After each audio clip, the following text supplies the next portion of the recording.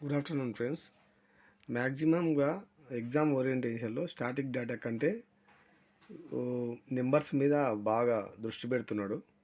అందుకోసం మనం ప్రధాన నదులు వాటి పరివాహక ప్రాంతాల గురించి ఈరోజు డిస్కస్ చేసుకున్నాం విత్ అంటే మ్యాప్ టేబుల్ రూపంలో. ఇప్పుడు వచ్చేసి మనం టాపిక్లోకి వెళ్ళిపోదాం. గోదావరి నది వచ్చేసి పొడవు 1465 కిలోమీటర్లు ఉంటుంది.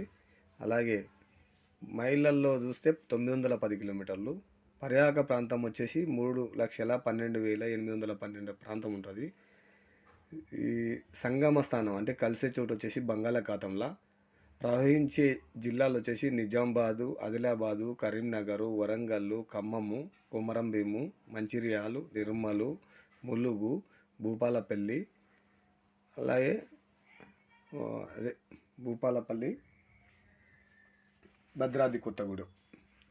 ఇవి వచ్చేసి కృష్ణా నది వచ్చేసి పొడవు వచ్చేసి 1400 కిలోమీటర్లు, మైళ్ళల్లో కొలిస్తే 870 కిలోమీటర్లు, 870 మైళ్ళు.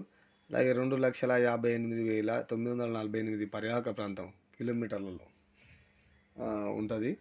అలాగే కలిసే చోటు బంగాళాఖాతం. ఎక్కడ కలుస్తా అంటే బంగాళాఖాతంలో కలుస్తుంది. నల్గొండ, నాగర్ కర్నూలు, నారాయణపేట, వనపర్తి, జోగులాంబ గద్వాల్, సూర్యాపేటలో ఇవి ప్రవహించే జిల్లాలు వచ్చేసి. భీమా నది వస్తుంది.